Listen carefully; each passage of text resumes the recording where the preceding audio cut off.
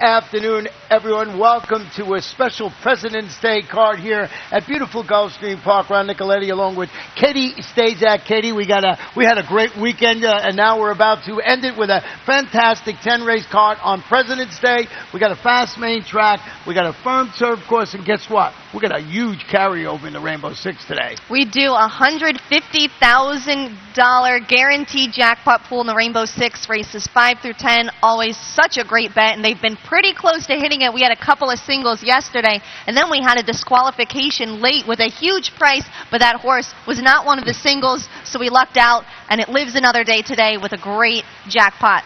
Turned out he was the only horse that was not 6 out of 6, too. He was the only one that paid 5 out of 6. But last week, just a few days ago, we had somebody buy a $4 ticket and hit for $133,000. You know, we're going to be dark for live racing on Tuesday and Wednesday. But when we come back, it is going to be Fountain of Youth Week.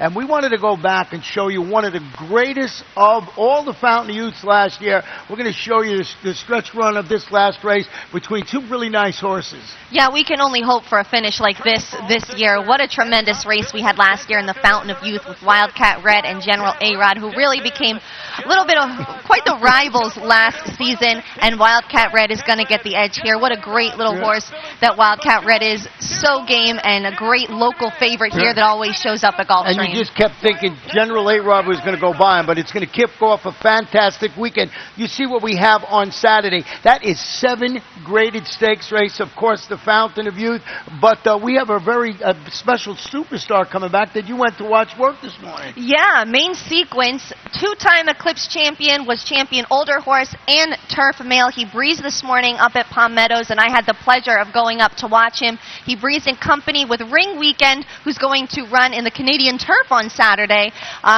It's only 6 days out from the race, so they were clocked in 104 and change for 5 furlongs, so a little bit slow, but trainer Graham Motion said he really didn't want to overdo it so close to the race. They had a great work last week that was really sharp, and main sequence finished up the better of the two, looked really strong, just a great looking horse, and I am so excited to see him make his first start since his Breeders' Cup triumph right here at Gulfstream. He'll be in the McDermott handicap, I believe. Yes, he will. It's going to be a great weekend, so we got all those races on Saturday, but it's going to be a fun weekend. It's going to start, like I said, we'll be dark Tuesday and Wednesday, but we'll be back on Thursday. We got 11 races on Thursday, 11 races on Friday, but we have 10 races today. We told you about that great Rainbow Six jackpot guarantee, but as our norm, we're going to start in the first race. It seems like the first thing to do, and this one is a 5-furlong turf event. Claimers fillies and mares, 4-year-olds and up, not fillies and mares, 4-year-olds and up, $20,000. Scratch the main track only participant. Number 9, Megalith. How'd you see the opener? I thought this was actually a pretty wide open race, but it seems like we settled on the same horse on top, and that's Cielo Classic. When you're a committed closer, the last thing you want to do is break from the one hole, and that's exactly what this horse had to do last time out. He eventually had to angle completely off the rail to get running room, never really had a clear run at the front runners. He was passing horses late. This obviously is a much better post form today, and I think there's enough speed to set him up well. 2 starts back, he was third, beaten just 2 lengths at this level, and that was coming off a 3-month layoff. Yeah, we're in agreement with the top horse. I used the number 6 in second, didn't take it. This one moved to the Mike Petro Bon V to claim, looking to add to his really consistent record. This is what I like, sprinting on the grass. He's had 19 races, so he's a hard-knocking campaigner with 5 wins, 4 seconds, and 4 thirds. New connections today, and we're going to see how this horse runs in there. 6 didn't take it. I don't know if there'll be a jockey change in that. We'll check when Larry Comas comes up, because I believe Rajiv Mirage is riding today in Maryland. We'll check on that. Larry Comas, our track announcer, will update you on all the information you need when we get done here. Anything else that jumps out at you on the first race? Well, we both threw Imperial Robin in there. It was a pretty accomplished horse at this level. He's hit the board in 4 of his last starts. The only catch is that he hasn't raced since April, but he's definitely one that figures in with his past form. We'll see how he returns from that freshening. Well, let's go to the second race. This one is 1 mile and 1/16. These are maiden 3-year-old fillies, and we're going to have a field of 6 pretty nice horses in here. And I know we wanted to go back and show you a backtrack of number 1, my Miss Pink Diva, right? Have you got Miss Pink Divas. We're going to show her last race. And speaking of nice fillies, the filly that won this race is Sweet Corinne. And wow, she really impressed me on this day. She's going to be something nice. We're definitely going to see her, I think, in a stake down the road. And that's why you have to be really impressed by Miss Pink Diva. Second in this race, obviously, you know, not going to catch the winner, but she was 9.5 lengths clear of the third place finisher. Much the best compared to the rest of the field. And, you know, she just keeps knocking on the door for a win. I think she's due, and I think she's going to get it today. Well, she's 6 to 5 in the morning line, so we had to put her on top of the ticket. But I went with the number 4 in second. I'll tell you why. That's Hone In. This one making her local debut after pressing the pace, finishing second, beating only a length. It was against maiden special weight competition. It was up at Tampa, 1 mile and 40 yards, so it has some experience around 2 turns, and that's why I used the number 4 Hone In on my ticket. And you had the number 5 in the second spot, and that is Night Sky. Yeah, second-time starter from the Tom Albertrani barn. She made a late move in her career debut going 6.5 furlongs, but I think as a daughter of Medaglia d'Oro, she should definitely appreciate stretching out in distance today. Also gets the addition of Lasix, so I think that's a pretty interesting angle. Perhaps she bled in that first start. Yeah, we'll see. She's getting the Lasix. You would think that. Now, there was a first-time starter that we both used from the Billy Mott barn. This is a daughter of Tisnow, but Bill Mott, you know, usually gives him a race and everything like that. But the horse is working. It's 7 workouts showing. So a horse I think you got to have somewhere on your ticket. We're going to go to the third race now. 6 furlongs. Maiden claim is 3-year-olds, fillies, $16,000. Jockey change on the number 1, make the rider Javier Castellano, and the rider on the number 6 will be the one and only Paco Lopez, and we both settled in on the number 1, Bunel. Yeah, but now scratched from a race at Tampa Bay Downs in favor of this spot, so that says something to me. Well beaten in her last start, but that was at the $50,000 level. I think that was just a little bit out of her range. She gets in a much more appropriate spot here. In her career debut, she finished second at the 12.5 level and posted a 53 buyer, the highest of this field. I'm going to give you a first-time starter in here, and I want you to mark this one down, and that is the 7 Enigma. It's the daughter of Sightseeing, debuting for a trainer, and Antonio Sano with a 6 Gulfstream Park West workout showing preparation for this assignment. The word is out that it's a pretty nice horse. It's going to run pretty well in there, so a little bit of a first-time starter in there. So if you're not totally enamored with the 1 Bunel, you might want to throw a horse like that, 7 Enigma on your ticket. And I also used the 5 Pretty Girl Anna. I know we were different after the 1 horse, so what'd you go with the 2 horse in there?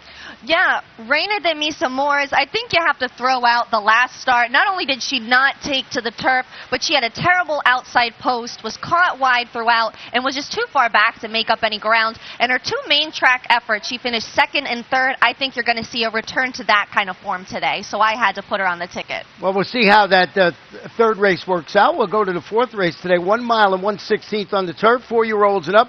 Claiming level is $30,000 down to $20,000. Jockey changing here on the number 1. The rider is Rafael Hernandez, and on the number, I had the wrong one. He's not here. There's no jockey change. Just the number 1 in there. I had Paco riding every race. For some reason, that was meant for the last race. So I went with the number. We're in agreement again with our top horse, Majestic Breeze. This one now in the Ralph Nix barn. This is a son of Majestic Warrior, dropping to this $30,000 level, going back to the turf, hoping to recapture that form this horse displayed, finishing second against maiden special weight competition. It was across town at Gulfstream Park West. Edgar Prado will be in the saddle. And Ralph Nix, 20% making the dirt to turf move with his runners. We're in a complete agreement across the board here. I then have the 2 Michael Matt starters. Had to put Apple Orchard on top out of the 2 of those. He was gaining ground late in his last start at the $35,000 level in his last start on December 21st. That was at a mile. I think the extra 16th of a mile is definitely going to help him today. The 2 times he's run farther than a mile at this level, he's hit the board. That was most recently 2 back at Laurel. I had a tough time separating these 2. I know I'm going to use them in an exacta box. The other one is the 8 Strategicon. It sounds like, is that a video game? It may be. It sounds like it might be. I'm not a gamer, but we can ask a few people. Another from trainer Michael Matz, as we mentioned, showed promise on the Delaware Park turf course. Goes back to the grass today. Ended its 2014 campaign with a 4th place finish. But Michael Matz about 17% with the dirt to turf angle. Javier Castellano on this half of the uncoupled entry. We're going to take a short break, and when we come back, we'll let you know how Katie and I see today's Rainbow Six. Gulfstream Park is one of Florida's top entertainment destinations, mixing restaurants, clubs, a casino, and international boutique shops with world-class racing. In a lavish, sun-drenched setting with the feel of a Mediterranean village, Gulfstream is a leading year-round entertainment and tourist destination and the home of luxury residences in 2014. The Stronach family, owners of Gulfstream Park, is committed to the sport of thoroughbred racing and the grace, spirit, and generosity of the horse. The Rainbow Six is back and it's better than ever.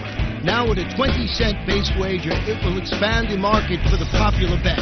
And in addition to doubling the base wager, the percentage return for the winners on the day the jackpot isn't hit increases to 70%, with 30% going to the carryover pool for the next program. Gulfstream Park, you got to be here each and every day.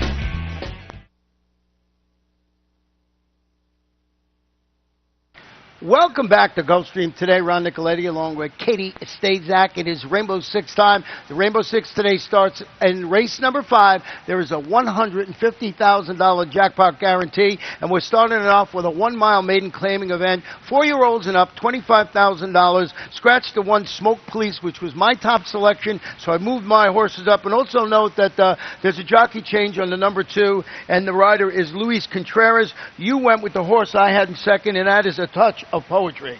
You mentioned the morning line favorite in this race, Scratch, but I actually had A Touch of Poetry on top from the beginnings, dropping back in for a tag after trying maiden special weight last time out at Tampa. This will be the lowest he's ever run for in 10 career starts. And 2 back, he put in a pretty strong effort at the $50,000 level at Keeneland. He was second, only beat in the length and 3/4. The best performance of his career came right here at Gulfstream, and a stretch out in distance really shouldn't be an issue for the son of Birdstone. Plus, Nick Zito and Luis Saez win at a 23% clip together. Well, I scratched in. I had my pick scratch, so I scratched into the number 8 LA Freeway, dropping to this $25,000 level. First start since finishing 4th, was beaten only 2 3/4 lengths. That was against $50,000 maidens. It was at Churchill Downs. The trainer is Mike Tomlinson, has Jesus Rios named to handle this coach's 4-year-old debut. Just thought, off that performance that he'd run well. But the one thing I want to say about this race, it's the start of the pick Rainbow Six. I think you got to go a little deep here, as you can see by our selections. I agree. Also, to note on LA Freeway, first time gelding, as is Empire Road, and I like that angle. Empire Road put in his best race to date last time out. His race was taken off the grass, and he ran on dirt for the first time. He just tired late after setting the pace at a mile in his 16th, cuts back to a mile today, and maybe he'll be even better on a fast main track. Well, let's go to our 6th race of the afternoon. This kicks off the pick 5. It is a 50-cent wager, and it's a 5-furlong turf event. 4-year-olds and up claimers, non-winners of 3 races in life. Scratch the 1 running alone. Also scratch the main track only entrant, and that is number 9, Flash Pause. I went with the 3 off the page, and you went with the number 3 off the page. So maybe if you want to go a little bit deeper in that opening leg, you might look at our picks and have a little bit of an idea that maybe you can not go so deep in this race. That's because I love Off the Page. It was hard not to be impressed by this horse in his last start. Returned from a year-long layoff to win a race at this $20,000 level on January 14th. That was against non-winners of 2. Moves up the conditions a bit.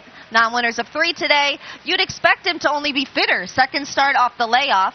And if that's the case, you got to watch out for him. He's also 2 for 3 overall at Gulfstream. The only loss, 2nd place finish. Yeah, and he's trained by Wesley Ward, and Wesley Ward just does some amazing things. You would think this was the exception to the norm last time out. Usually when you return from a 13-month layoff, you might need a race. Not only did he not need a race, he ran exceptionally well. We both used the number 4, Rock Diamond, in second, making his first start since finishing second. That was against $20,000 condition claimers at this distance right here on December 12th. Kirk Zadie, 34% with the 61 to 180 day layoff, and we both used the number 6 horse Slamorama in third. Yeah, I think this is one that could maybe pick up the pieces late if things get too hot on the front end, because off the page has shown speed ads, has Rock Diamond. So he posted a nice third at this level last time out, has the potential to move forward, second start off a 4-month layoff.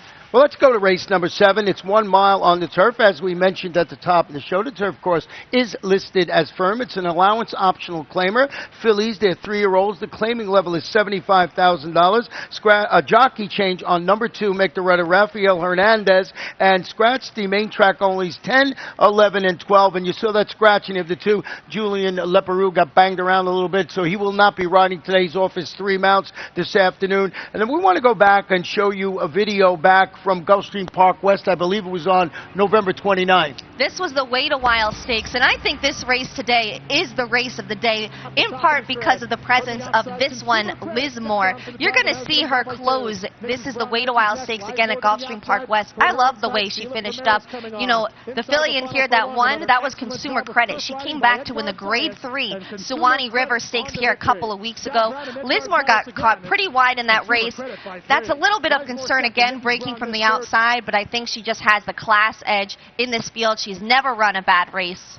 Well, we both have the one tap it out. It's on our ticket. This one, if you go back, she was third to Consumer Credit back when they ran at 6 furlongs at Belmont Park. I found that an interesting angle that these horses, you know, competed against each other. Now they're meeting up again, stepping up, returned from the 2-month layoff, freshening to win a maiden special weight race. That was going 7.5 furlongs on the firm turf course.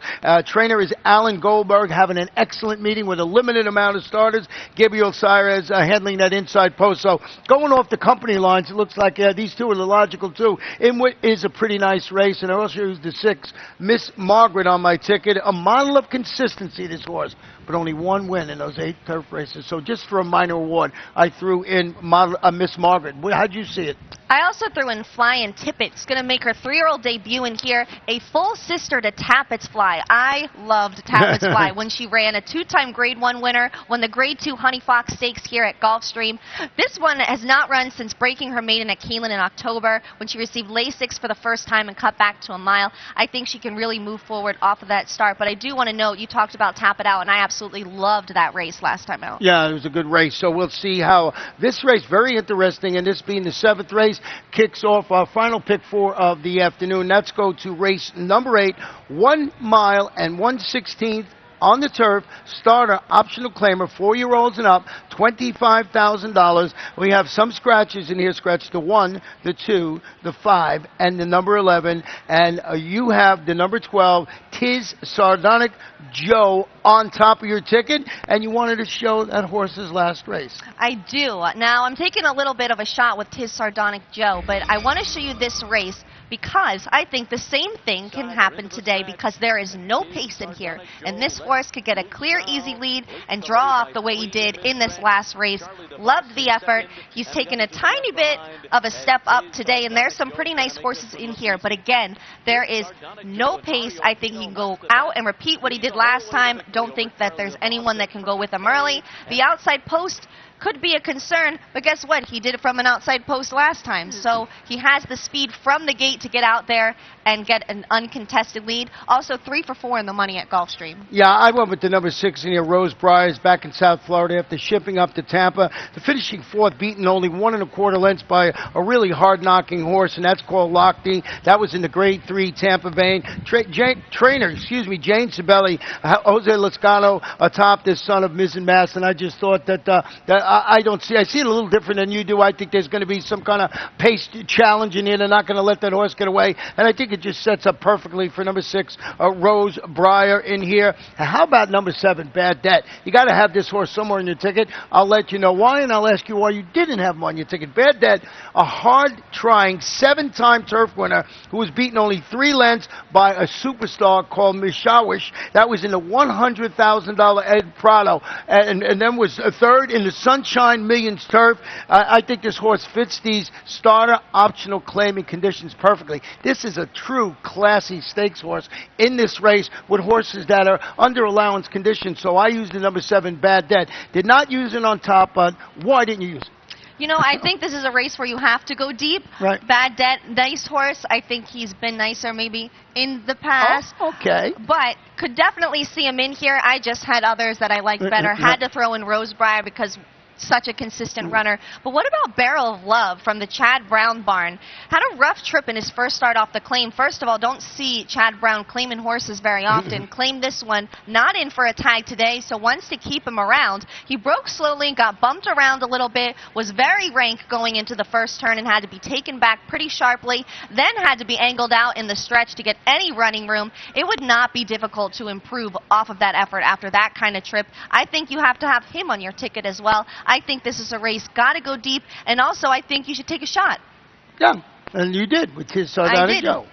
So let's go to our ninth race of the afternoon, and we'll see if Katie's going to take a shot in this race here. We got 7 furlong, starter optional claimer, 3-year-olds, $50,000. We have one jockey changing, as I mentioned a while ago. Julien Leparoux will not be riding today, so the 3 will be ridden by Mario Pino. Mr. Romance will have Mario Pino on him, and I think that's the video you want to show of Mr. Romance drawing off to win rather impressively. Yeah, do you see this last race won by 10 3/4 lengths? We're going to show you. I'm not taking a shot in here, not with this horse.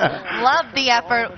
Much the best that day. What makes his win even more impressive is that it was his first start since November, and the second and third place finishers both came back to win their next starts, and he ran away from them like they were standing still. Will he regress off of that kind of monster effort? I don't think so. He's been given plenty of time to recover, and there's the possibility he could even improve second start off the layoff. Well, the horse that was second to him in that race way back was the 4, and that's Abaseb Brothers. As I mentioned, second to him back on January 3rd. Was really game in victory last time out. He was bumped repeatedly in that race, and he still managed to break his maiden. That was against $25,000 types going a mile. The trainer is Gustavo Delgado. Oh, yeah, Javier Castellano is in the saddle today. And then I used the 3, King Thief. This one won consecutive races against this caliber of competition. That was in Kentucky. Debuts locally for trainer Nick Zito. Chased the pace, faded, tougher up there in Tampa. So I threw that one on the ticket. Anybody else? So you had the one in there, and you went with All About Diva. First time gelding, All About Diva. Broke his maiden from the rail in his last start on December 14th, so I don't think the rail will be a problem today. Well, we got our 10th race of the afternoon, and this is where we have the Super High Five that has been one fun and exciting bet, and I hope by now you were alive in one of our exotic bets here, and that's the Rainbow Six, the Pick 5, and the Pick 4. If not, you can always get out with the Super High Five. 7.5 furlongs, maiden claimers, 3-year-olds, fillies, $25,000. Jockey on the number 9 is Pedro Monterey Jr. Jockey on the number 12 is Paco Lopez, and we're going to show you a horse that we both have on top of here, and that's the number 2 horse near Rova Vivi. I think you have to have Rova Vivi on your ticket because of the effort last time out. She's going to give up the lead and appear to be losing speed around the far turn. It actually looked to me like she was falling back there, but she's going to angle out into the stretch. We're just going to show the whole rest of this race here, but I see her kind of losing speed. The jockey's urging her, didn't think she was going anywhere, but she's going to angle out and re-rally. And you know what? She's going to split horses here and actually retake the lead briefly, but then you're going to see the inside horse just get by her. She tires a little bit to be second, but beaten only 2 lengths. I thought that was a pretty game effort from her. I think she's by and large the class of this field. Showed a lot of heart, I think, that day, and has never finished out of the money when running on grass at the claiming level. Javier Castellano, you mentioned him in the last race. He's going to stay aboard on this filly in this race, and gosh, Javier Castellano's winning 2-3 races a day like it's nothing. Yeah, like it's nothing is right, and he's great. You know, we were pointing out the other day, he rides every horse so hard, whether it's a $6,250 claimer or a stakes horse. And what you said, the key that you said there, this is the class of the race, and I think that's more important than anything else for the number 2 horse in there. I used the number 5, Smartiana, in second. This one's going to wear blinkers today. Rallied to finish 4th against $35,000 maidens going 5/8 of a mile on the turf. Stretch out around 2 turns can be key. for this daughter of elusive quality. I like the fact that they're putting the shades on. It can run well in there. And we both have the number 10, Noel. And this one is a pretty nice horse, I think. And I moved to the Brendan Walsh barn, I believe, via the claim. Yeah, first start off the claim for Brendan Walsh. Also, first-time LASIK. This will be her 3-year-old debut, 4th career start, and also going to be returning to the turf for the first time since a career debut. And she was 6th that day, so you see, far back, but only beaten 2 3/4 lengths. I think she can run well today, especially first time in the Brendan Walsh barn. Nice trainer that I'm a big fan of. Yeah, and it's a daughter of Stroll, and I like Strolls on the turf. So it's shaping up to be a really fun afternoon. Once again, I want to remind you, we're Dark for Live racing on Tuesday and Wednesday, but when we come back on Thursday, Katie, it will be Fountain of Youth Week. We showed you the slates. We have 8 stakes on Saturday, 7 of those graded. It's going to be a fun week. And today, the Rainbow Six, race 5. So much to be excited about. What a great week. It is Monday, the end of last week, race week-wise, but still, at the end of this current week on the calendar, we're going to have the Fountain of Youth, and I am so excited, plus the return of Main Sequence, 7 graded stakes, but let's get to this card. Lots of great races, and $150,000 guaranteed jackpot pool in the Rainbow Six. I'm going to be playing a ticket. You should too. Good luck.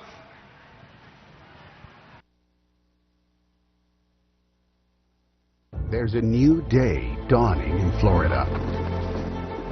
Never before has a Breeders' Cup Classic winner retired to stud in the Sunshine State. Until now. Adena Springs presents 3-time Grade 1 winner and earner of over $4 million, Fort Larned.